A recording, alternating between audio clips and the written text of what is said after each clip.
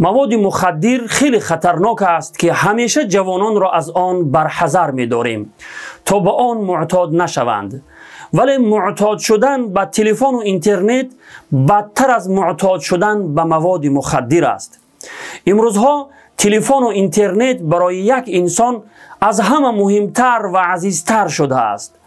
دوستی نزدیک و محرم راز و محبوب قلبها گردیده است. مصیبت آن است که در جمع دوستان و نزدیکان می نشینیم ولی احساس تنهایی می کنیم. هر یک با تلفن خود مشغول در عالم سیر می کند. پدر در نزد فرزندانش، دوستان جانی در کنار هم، حتی زن و شوهر در کنار هم احساس تنهایی می کنند. تلفن و اینترنت چنان از ما آرامش را گرفته است که حتی در وقت طعام خوری هم آرامش نداریم. در یک دست قاشق و در دست دیگر تلفن طعام میخوریم.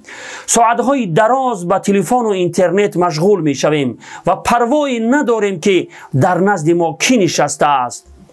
از همه بدترش آن است که کودکان 2 ساله و 3 ساله‌ای که نو زبان گشاده حرف زنی را یاد گرفته اند با تلفن و اینترنت عادت کرده اند.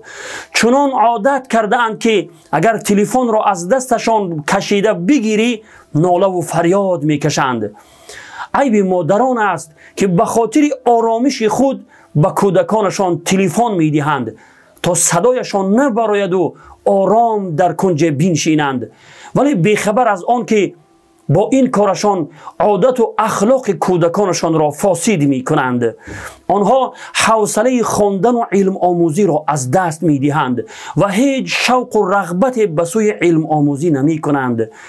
من نمی گویم استفاده از تلفن و اینترنت حرام و ناجایز است، بلکه استفاده از آن ضرورت است و باید به قدر ضرورت استفاده شود. ولی به هیچ رو استفاده تلفن و اینترنت برای کودکان صلاح نیست. برای آنها زهر قاتل است که روح و روان و اخلاق کودکان را فاسد می کند.